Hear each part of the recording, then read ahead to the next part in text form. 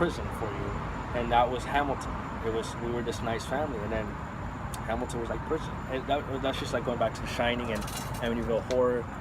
That there was just more stuff that happened. It was just like, okay, we got to get out. That's just it. No matter how many times we pass us over to cleanse the house, we have to get out. Yeah. So, right, that's what happened to Tobias Beecher, and I relate to him how he snapped, because you watch him, he's a very nice, humble man, and he just was screaming, taking drugs. He took a guy's eye out. Very unhuman, barbaric stuff that he was doing, because that was the environment. And, you're not really going to get a lot of positive stuff in a negative environment. Yeah. So, yeah. Well, as like most people would say, after like hearing all that and just your experience and stuff, like, I'm happy for you. Like, you're in a more stable, positive, encouraging, supporting, more opportunistic environment where you can be yourself, right, and flourish. You got you got a lot going on for you. Like, I know. So you're going to school right now. Is that correct? Like a Full Sail University. It's a school in. Is it in? It's not in Castle. Or is it Winter Park? Winter Park. Winter Park. So you know, the suburb of Orlando. For film. Now I'm gonna do screenwriting. Screenwriting. That school's just opened more doors. I mean, just. Gotcha. Like you saw when we were doing the laptop. I was in WWE NXT. Yeah. So that's right. We got good house, or good seats in the house. Good seats in the house. I know what I wanted to go back to. It's like when you're sharing like your bowling experiences. So like Jet, he's got a background in mixed martial arts and boxing. And so I was gonna ask, like, when did that start for you? Like, what age? 17. So did that tie in a little bit to like your experiences being bullied and such, and it was like a way for you either to like defend yourself or just basically a way to defend yourself or just feel more secure about yourself when you're in these situations, and as far as the handling kind of thing? Like, definitely, definitely big time. Just boost my self-esteem up too. Yeah. Stress relief. But like I said, in Hamilton, the doors just budged open, not wide open. So training wasn't that good up there. It was for a couple months, and then trainers just stopped showing up. And I don't know why. When I'm trying to, but it happens.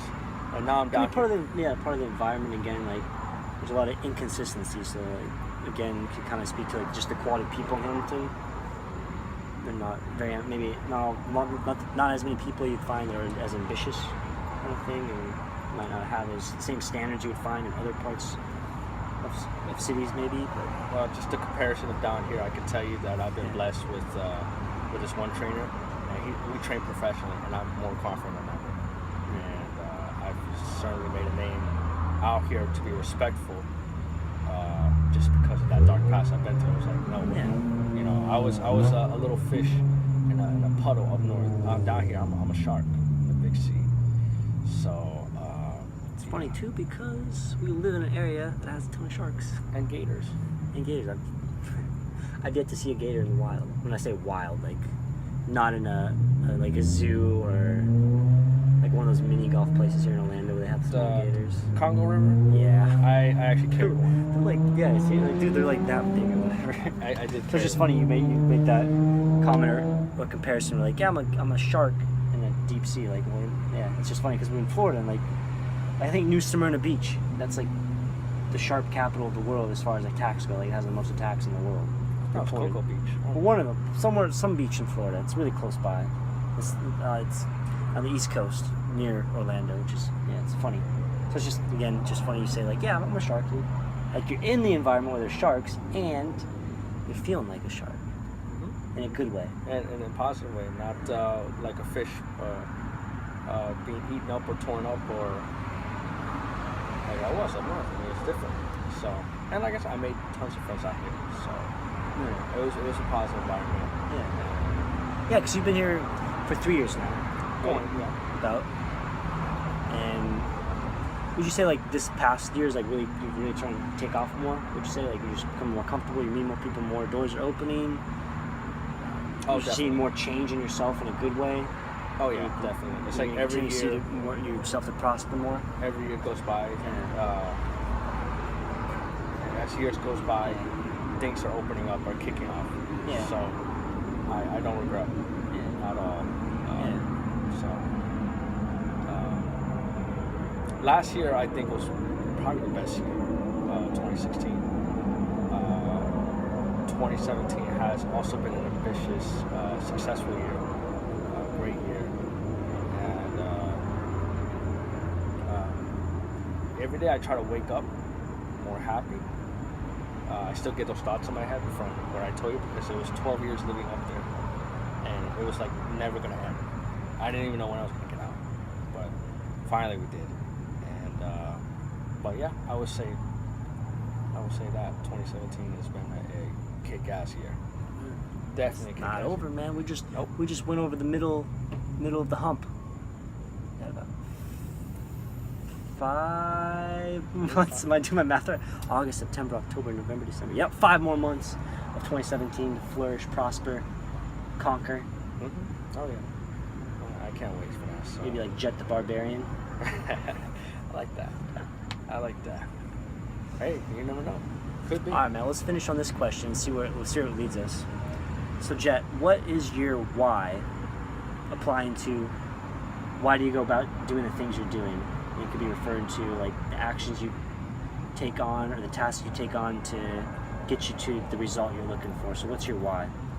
And again, we could do the exercise where you answer it, and I'm going to continue asking you why. So it gets you to define even more for yourself and see why you're doing the things you're doing, like ultimately. Well, why? Okay, so how about we go off this? Like, why are you going to school right now? Why do you want to go to school? Well, to be successful. I don't just want to work at a job I hate for the rest of my life.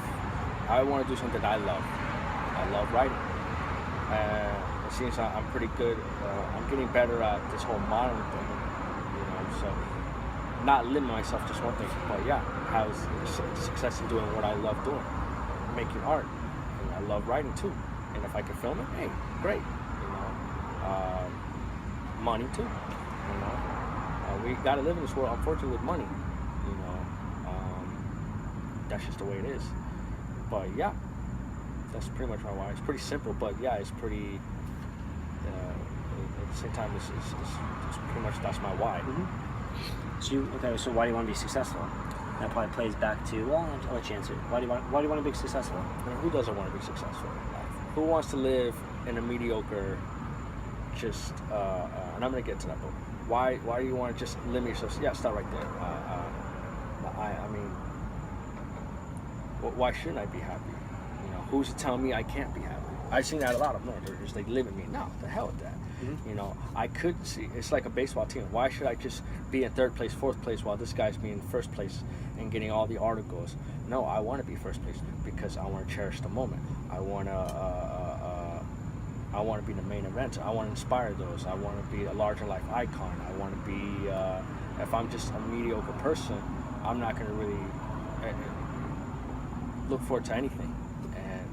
Just like I said, the man, the myth, the legend, the whole vigilante stuff, I've also helped those who were hurt by those predators too.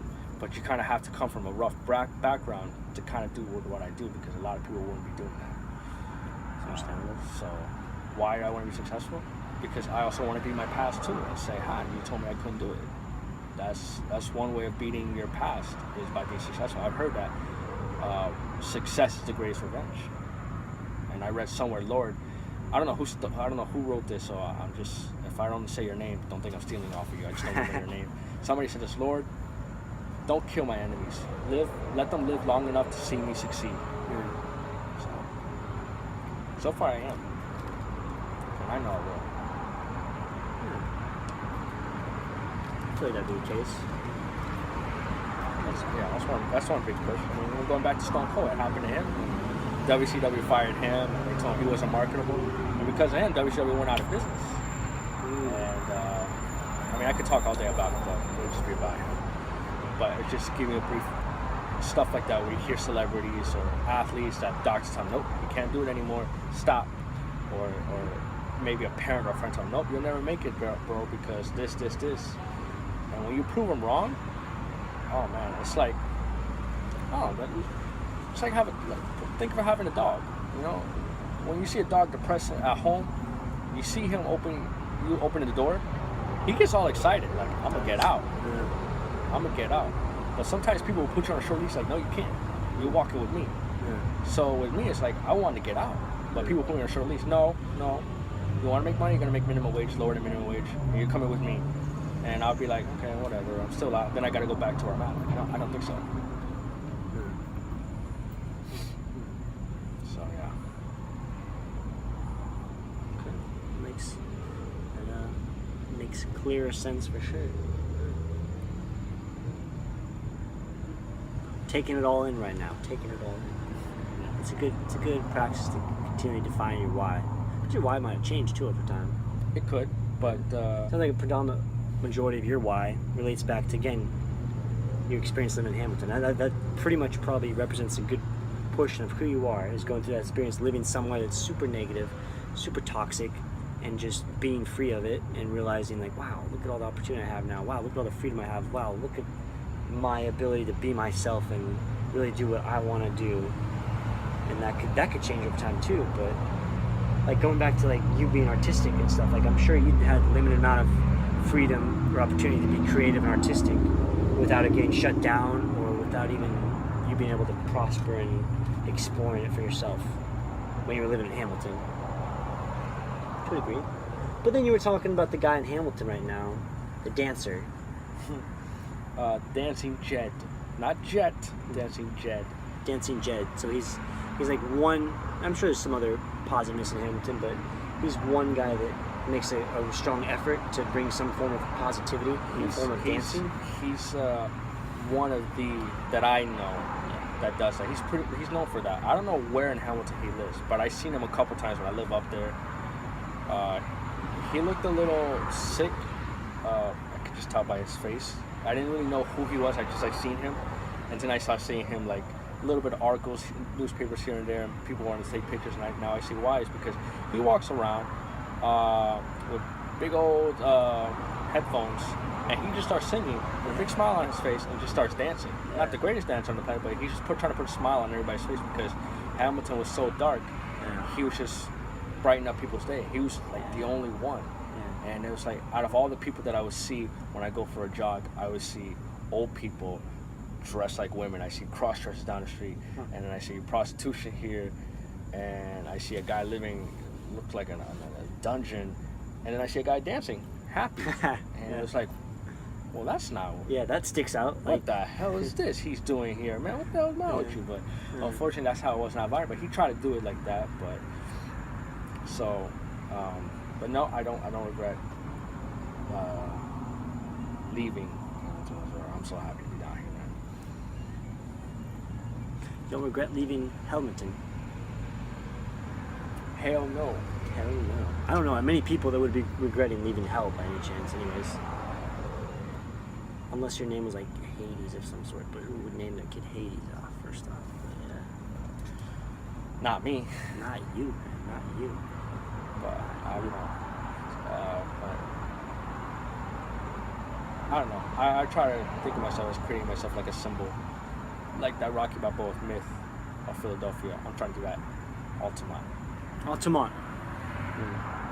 That's where I live. What's the area code? 407? Is it 407? It's 407. Yeah. 407. I guess. Yeah, you'd say 407, not 407. I don't know why. 407. Yeah. And it's funny because when you start writing down the number 407, and then they start saying 021, and I'm like, so it's an actual O? Or when I first moved, first time I came, it was like 407, but I kind of started getting it later on. But I don't know. I guess it sounds cooler that way. I just kind of went along with it. Yeah, for sure, man. For sure. Well, hey, man, we're gonna cut it off here. Pleasure as always. Thanks very much for sharing more about you, your past in Hamilton, and just your gratefulness and your upbeat positivity as far as where you're at right now in life, being somewhere you really enjoy. And I don't know, you like come across as saying like you're proud to be an American, so that's cool. Yeah. Oh, I am. Yeah. That's great. I definitely am. Cool, man. Thank you very much. The Sicario, the Jet, a pleasure. Oh. Love it. Catch you in the next installment. Oh.